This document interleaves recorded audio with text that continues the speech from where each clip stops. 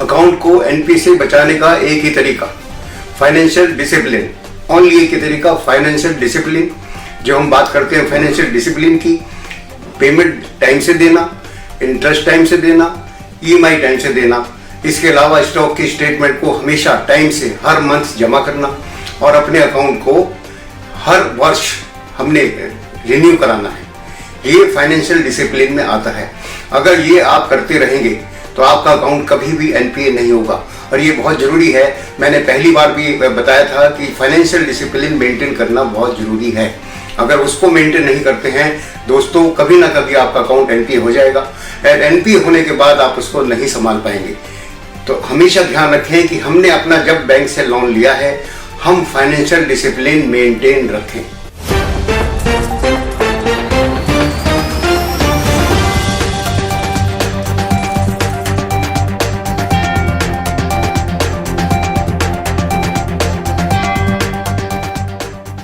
नमस्कार, आज हम बात करेंगे अकाउंट को एनपीए से कैसे बचा जाए।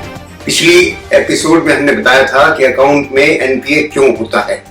आज हम बात करेंगे कि अकाउंट एनपीए होने से हम कैसे बचा सकते हैं।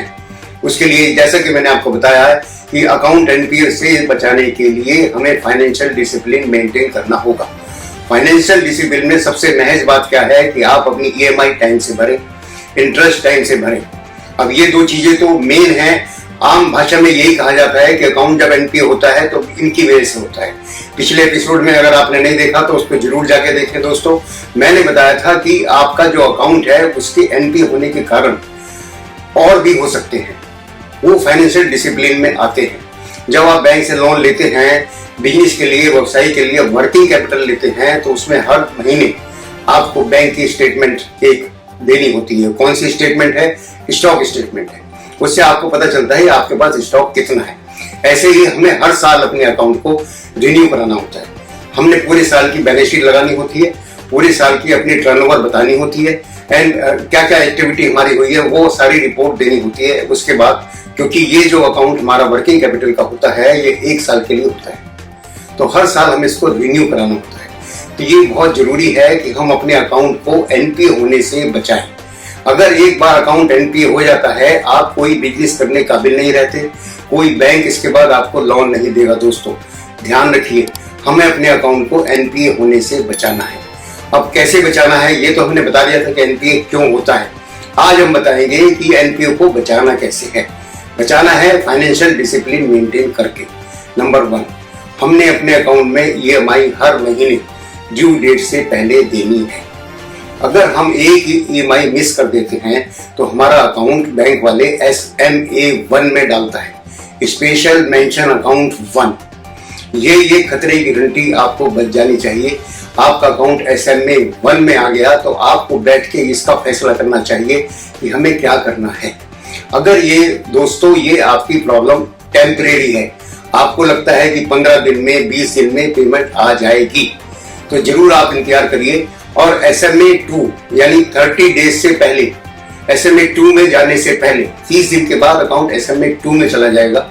SMA2 में जाने से पहले यानी अगर 30 डेज में आपको लगता है कि आप भर सकते हैं तो आप जरूर इंतजार करिए, उस पैसे का इंतजाम करके उसको भरिए। पर कई बार ऐसा होता है कि आपको लगता है कि आप आगे भर ही नहीं पाएंगे, आपके बिजनेस में प्रॉफिटेबिलिटी नहीं है, वाइबिलिटी नहीं है, कोई समस्या आपको ऐसी आ गई है, तो फिर बैठ के आप इस पर विचार करिए।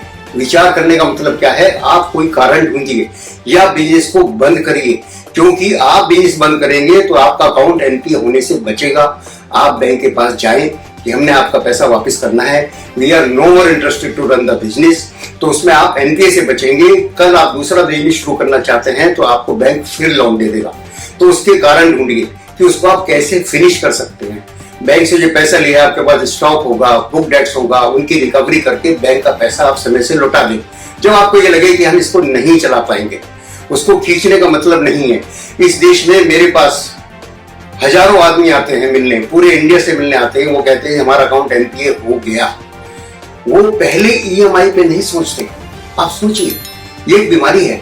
जब आपने बैंक से करोड़ों रुपए लिया हुआ है, पहली इंस्टॉलमेंट मान लीजिए आप मिस कर रहे हैं 2 लाख 3 लाख रुपए की, जब आप 2 लाख 3 लाख रुपए नहीं दे पा रहे हैं साथियों, इसका मतलब आप आगे दे पाएंगे नहीं दे पाएंगे। आपको पहली इंस्टॉलमेंट पे सोचना है। पहली निकल जाती है, दूसरी निकल जाती है, तीसरी निकल जाती है, आपका एनपीए हो जाता है। जब एनपीए हो जाता है तो फिर आप बिजनेस करने योग्य नहीं रहते। तो इसलिए सबसे पहले जरूरी है पहली ईएमआई पे आप बैठ के सोचिए, जो कोई भी व्यवसायी नहीं सोचता, इंतजार करता रहता कि दे देंगे कर लेंगे। नहीं, एक बजटिंग बनाइए कि हम कब दे सकेंगे या नहीं दे सकेंगे। अगर आपकी प्रॉब्लम आपको लगता है 6 महीने नहीं दे पाएंगे, तब भी आप बैंक के पास जाएं, पहली इंस्टॉलमेंट के पास जाएं, बैंक से कहें हम 6 महीने इंस्टॉलमेंट नहीं दे पाएंगे। बैंक आपको टाइम देगा, आपको ईएमआई का हॉलिडे देगा 6 महीने के लिए। तो आपको अपने अकाउंट को एनपीए होने से बचाना है। दूसरा कारण क्या है? ये जो पैसे की समस्या है, इसका तो कोई सोल्यूशन है नहीं, पर बहुत से लोग स्टॉक के स्टेटमेंट भी नहीं लेते, अकाउंट को रिन्यू नहीं कराते, इसमें तो पैसा नहीं लगता। इसको तो आप जरूर मेंटेन रखना चाहिए। स्टॉक के स्टेटमेंट रेगुलर दीजिए एंड अपने अकाउंट को रिन्यू कराते रहिए।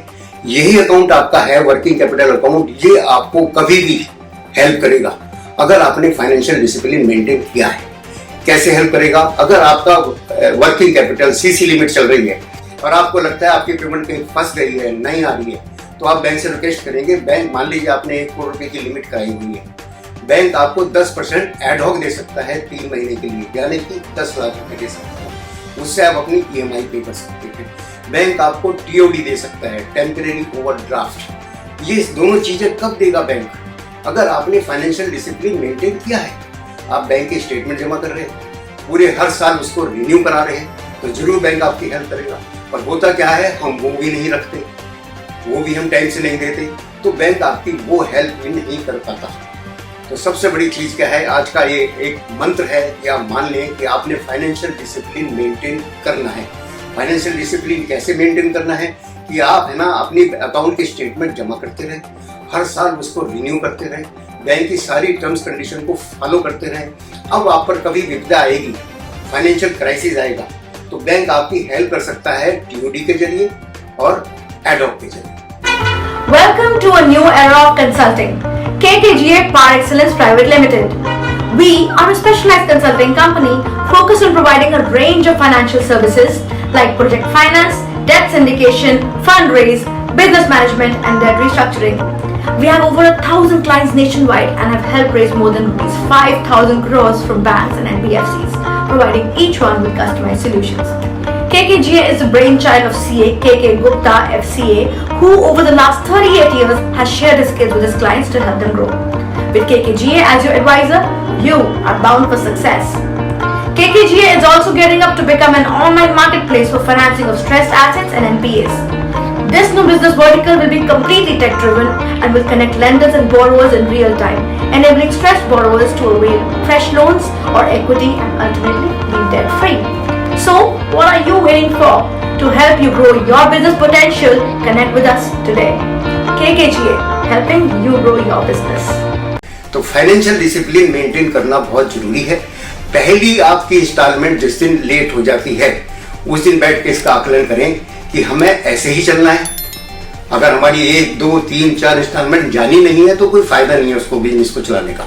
बजाय इसके कि बैंक एनपीए करने के बाद उसको बंद करें, आप स्वेच्छा से उसको बंद करेंगे दोस्तों, तो फिर किसी और बिजनेस में जाने काबिल रहेंगे। तो आज के लिए मैं सिर्फ इतना ही कहना चाहूंगा। आज का ये एक मंत्र है कि फाइनेंशियल डिसिप्लिन मेंटेन करें, कैसे भी करके अपने अकाउंट को आप एनपीए होने से बचा लें। अब हमारा अभी मैंने आपसे पिछले एपिसोड में बताया था, हमारे 3-4 एपिसोड एनपीए के ऊपर चलेंगे, जो बहुत जरूरी है।